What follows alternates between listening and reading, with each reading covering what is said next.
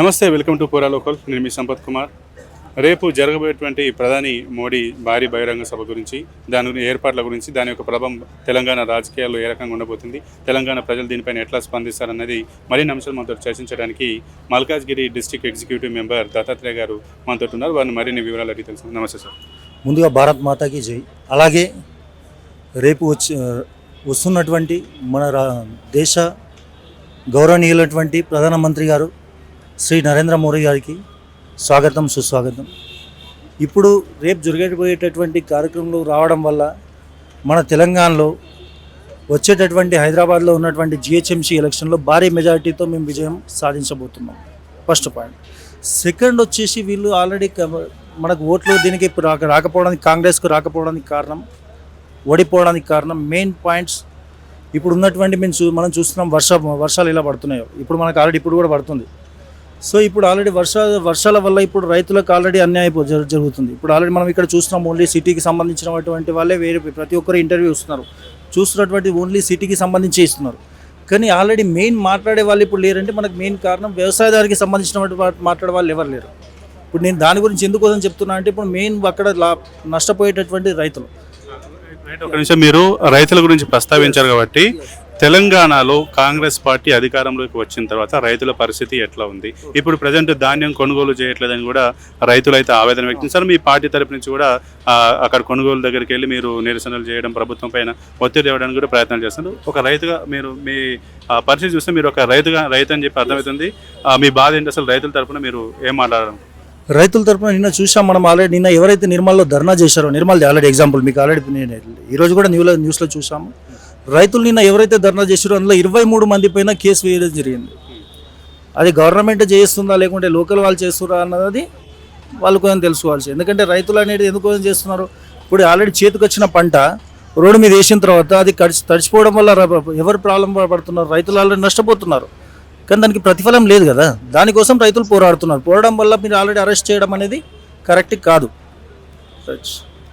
Okay, ఇప్పుడు రైతులకు ఎటువంటి నష్టం జరుగుతుందని చెప్తున్నారు? ఎటువంటి హామీలు కానీ ఎటువంటి ప్రయోజనం చేకూరాలని మీరు భావిస్తున్నారు? హామీలు అనేవి ఎన్నో ఇచ్చారు. రుణమాఫీ అనేది ఇచ్చారు, రైతు బంధు అనేది ఇచ్చారు. అది ఎందరికి పడుతున్నా అనేది తెలియదు ఇప్పటిదాకా. కొందరికి పడ్డది. సపోజ్ నాకే ఆల్రెడీ నేను మొన్న నేనే నా భూమి నాకుంది, నేనే ఆల్రెడీ నేను రుణమాఫీ నేను మొన్న కట్టుకున్నా ఆల్రెడీ. నాకే అంటే మీకు రుణమాఫీ అవ్వలేదు. ఎందుకంటే నేనే కట్టుకున్నాను. ఎందుకంటే ఇప్పుడు ఆల్రెడీ కట్టకున్నా ప్రభుత్వం ఆల్రెడీ మనకు రుణమాఫీ చేస్తామని ఇచ్చిన తర్వాత రుణమాఫీ చేయకపోవడం అనేది కరెక్ట్ కాదు. ఎందుకంటే కొంతమందికి వేసింది, చేయలేనట్లేదు, కొంతమందికి వేసింది. అదే చేయడం అనేది మొత్తానికి చేస్తే బెటర్, లేకుంటే మొత్తానికి చేయకుంటే బెటర్. ఎందుకంటే ఉచిత హామీలు అనేటిది మెయిన్ ఎఫెక్ట్ పడేటటువంటి ప్రజలపైన. ఎస్. ఓకే, ఈ మోదీ పర్యటన ఏదైతే బహిరంగ సభ అవుతుందో దీని ప్రభావం తెలంగాణలో ఏ రకంగా ఉండబోతుందని మీరు భావిస్తున్నారు? మోడీ రావడం వల్ల ఇప్పుడు అనేక మనకు ఆల్రెడీ మంచి జరుగుతాయి. కారణాలు వచ్చేసి మోడీ వచ్చేసి రేపు మాట్లాడేది అనేది నేను చెప్పలేను ఇప్పుడు. ఎందుకంటే మనం ఆల్రెడీ ఆయన ఏం మాట్లాడతాడో నేను ఆల్రెడీ ఛాలెంజెస్ ఇవ్వలేకపోతాను. కానీ ఆల్రెడీ రావడం వల్ల మనకు మాత్రం ఇక్కడ వచ్చేసి తెలంగాణలో కార్పొరేట్ ఎలక్షన్లో కంపల్సరీ బీజేపీ అయితే విన్ అవుతుంది అన్నట్టు మేమైతే చెప్పగలుగుతున్నాం 100%. ఇప్పుడు పశ్చిమ బెంగాల్ రిజల్ట్స్ ఏవైతే ఉన్నాయో అక్కడ బీజేపీ అఖండ విజయం సాధించింది. అదే రిజల్ట్ తెలంగాణలో వచ్చేటువంటి అవకాశం ఉందని మీరు భావిస్తున్నారు?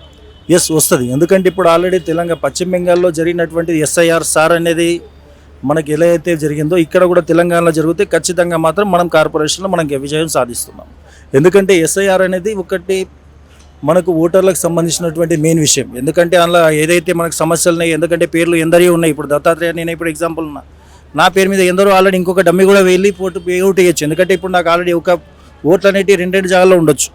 సో దాన్ని ఆల్రెడీ తీసేయడానికి SIR అనేది వచ్చింది. దానివల్ల మనకు అందరికీ బెటర్ అయ్యే అవకాశాలు ఉన్నాయి. ఎందుకంటే ఇప్పుడు ఒక జాల ఓటేస్తారు, 2 జాలు వేస్తాను అయ్యానది గ్యారెంటీ లేదు కదా. నా పేరు మీద ఇంకొకటి ఓటేస్తుంది కాబట్టి దాన్ని అది కరెక్ట్ కాకుండా దాన్ని తీసేయడానికి SIR అనేది మెయిన్ ఇంపార్టెంట్. తెలంగాణ గవర్నమెంట్కి నేను ఒకటే అడుగుతున్నా, ఎవరైతే పంటలు ఇప్పుడు వేసినటువంటి రైతులు ఉన్నారో రైతుల దగ్గర నుంచి మీరు ఎంత తొందరగా అయితే అంత తొందరగా పంటలు కొంటే కొంచెం బెటర్ ఉంటుంది. ఎందుకంటే ఆల్రెడీ మొక్కజొన్న కానీ ప్లస్ జొన్నలు వచ్చేసి ఆల్రెడీ రోడ్లపైన పోసుకొని వాళ్ళు రెడీ ఉన్నారు అమ్ముకోవడానికి.